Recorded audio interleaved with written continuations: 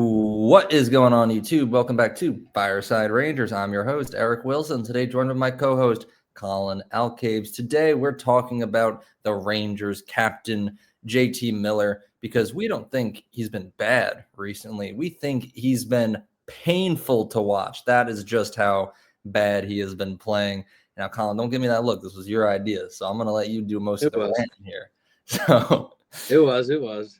We're going to get right on into this. But before we do, make sure you guys like, subscribe, ring that bell to turn this notification. As always, be sure to leave your thoughts down in the comment section below. And be sure to follow us on all of our social media platforms at Fireside Rangers. But Colin, my friend, tell me, how are you doing today? And what has JT Miller done to you recently that made you decide we're going to talk about how bad he is today?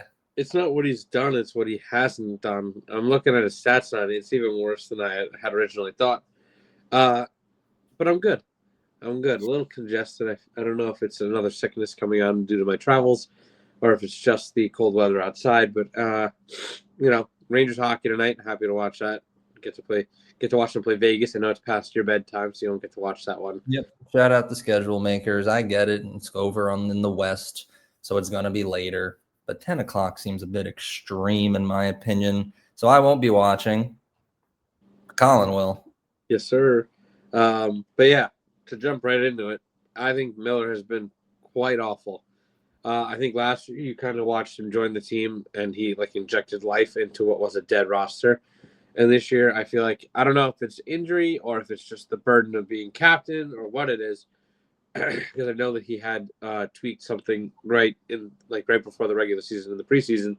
But looking at his stats, they are incredibly underwhelming. 4 goals, 5 assists for 9 points, and a -3 in 20 games played.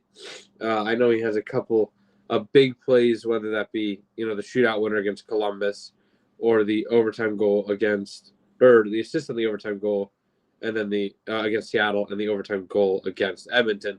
But we're talking around Halloween when those things were happening. We're nearly 2 weeks from that, and he scored 1 goal. Actually, he has 1 point since then. And that just won't do. And that 1 point was a goal in the game against Tampa where we scored 7. So it's like, it wasn't really that consequential or that important of a goal, maybe for him, but for the fan base and me looking at the stats, I wasn't exactly pleased with it. I don't know. He just looks lazy, slow, all the bad things that you don't want to see. And I don't think he was a bad choice for captain, so I'm not saying that. But I don't know what's going on with him right now and what he has to turn around, or maybe he's reading too deep into it, or maybe he is still injured. They should, bench him for a little bit. I don't know what it is. But everybody else seems to be playing well around him, and it's him that's been one of the worst players consistently on the team after coming over and being just an absolute spark plug. So I don't really know what it is, but I don't know if you have anything to add or. Yeah, I mean, obviously it's not what you want to see from any player on the team, let alone the captain. And I know when you first started giving your breakdown, you said maybe the pressure of being captain could have something to do with his poor performance recently. Maybe he's a little bit stressed out. He can't handle the pressure of being in such a large market, the face of such a large market. But, to me, JT Miller doesn't seem like the type of guy to let that get to him. We saw it with Trouba. We've seen it with a handful of players with the Rangers. But, I mean, JT Miller has played for the Rangers before, and he played very well for the Rangers. And then he goes to Vancouver. And obviously Vancouver, not as large of a market as the Rangers, but it's a Canadian market. And you know how they treat hockey like it's their religion over there. So definitely, and it's not like he was just a random person there in Vancouver. He was in pretty much every headline over there, beefing with everybody on that team. So seeing him come to New York and wear the C, just the way he holds himself, the way he acts, he doesn't seem like the type of guy that's going to let a little, captaincy jitters get to him and bring his play down. We've seen it from Zibanejad, where he started to play bad because he was receiving a little bit too much criticism. JT Miller is not a baby like that. So I don't know. I mean, it's certainly possible. I'm not in his head. I don't know exactly where his brain is at, how he's feeling, what he's thinking. It's certainly a possibility. But to me, I think the more realistic scenario is probably that injury. It would not be the first time in Rangers recent history where the Rangers have forced a captain back onto the ice before he's ready just to have him play. We saw it with Trouba back in the postseason a couple seasons ago, where he suffered a foot injury, I believe it was. He had no business playing in that series against the Panthers, I believe. And then he used it as a crutch the whole way home. Yep. He had no reason to be on the ice. He just wanted to. He chose to be there, even though he knew he shouldn't have. And the Rangers just allowed it. And the Rangers get eliminated. And then Jacob Trouba decides he's going to use that as his excuse. Unacceptable. Now, I think JT Miller is smart enough to where he would know when he should and shouldn't be playing. Obviously, he's not as bad as Trouba ever was. There is still bright spots in Miller's game at the moment, but there is definitely the chance that he's playing through an injury right now. I'm not happy about it if that is the case. I think the Rangers should allow JT Miller to rest and fully heal so he can come back and be a more productive player on the ice. But I don't know. I feel like that lingering injury might be a thing. This is going to be one of those situations where we've seen a million times before.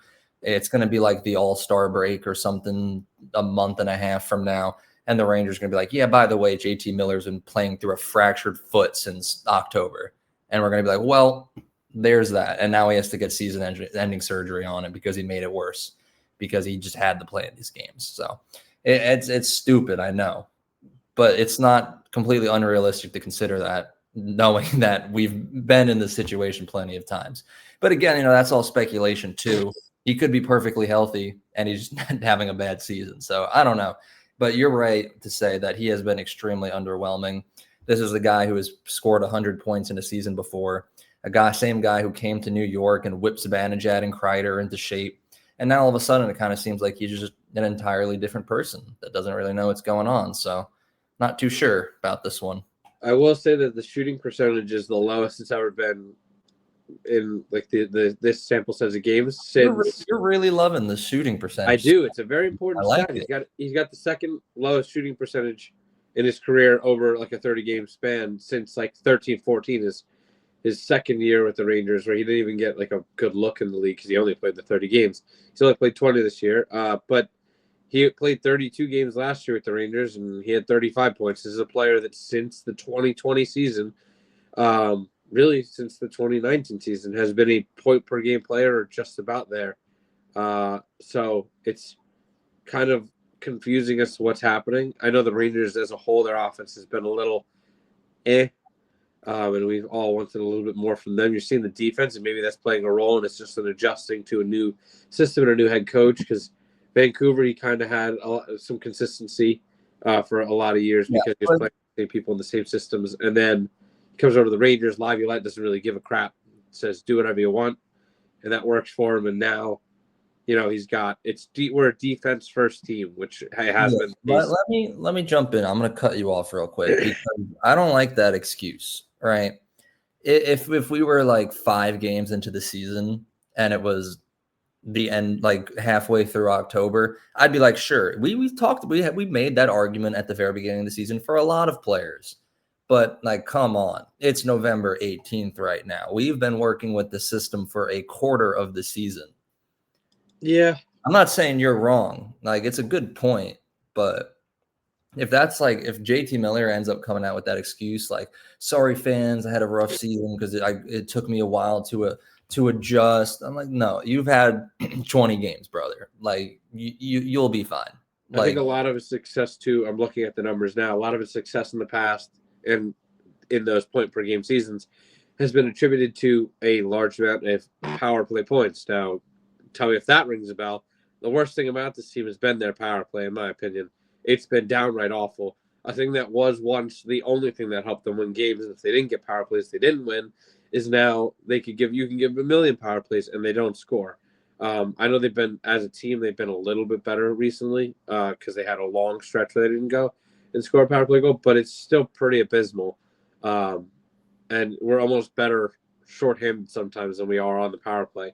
So I don't understand how with the extra guy, I don't know if it's too cutesy or whatever it is, but I think that's also a large part of why we're having this discussion, why he isn't close to that point per game ratio that he's normally at, is just because this season he has 2 power play points of his 9. where in the past he's had upward like 15 or more. 1, 2, 3, 4, 5, 6 of the last 7 seasons. So I don't know. I think that could be a large part of it too, but it is tough to say. It's a whole lot of we don't know. I don't even think he knows, because it's weird. There's no real explanation. It's like JT Miller came out as captain, introduced the no BS as our team motto, and then all of a sudden, all I've seen from him is BS. I will say I do like the way that he carries himself and a lot of what he says. I think that he is a good leader. And I think this is nothing against his job as captain. He's doing a fine job as captain. He's just being a bad hockey player. I think he's just got to get going, and I think it's got to be frustrating for him. I'm sure he knows, and he's not listening to our podcast exactly, but he's reading. No, he does. He let me know he watches. Oh, he subscribed. All right, cool. Yeah. But I'm sure he's reading all this stuff, and he knows it, and he knows that he can play better, and he's still struggling. I think he's just got to clean up the little things first, and the rest will kind of come with that. But I don't know. I feel like the effort hasn't been there. I feel like the communication hasn't been there at times when I'm watching, and he's not talking enough.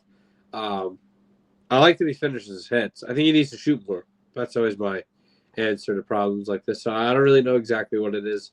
But we'd love to hear what you guys think. So let us know down in the comments below. You want to do the whole outro? No, I'm not doing the whole outro. No, I'm too stuffed up. I don't know if you can hear it. I can definitely hear it. Hope you feel better. I mean, I'm gonna be in New York in I think 7 days, a week from today. But you won't be there because you're going. I will be out in 7 days, a week from today. Well, that's tough. I'll see you next time. But sorry to everyone watching. A little banter going on. We're wasting time. But yeah, I guess that does about wrap up our discussion. It's kind of just the question is what is going on.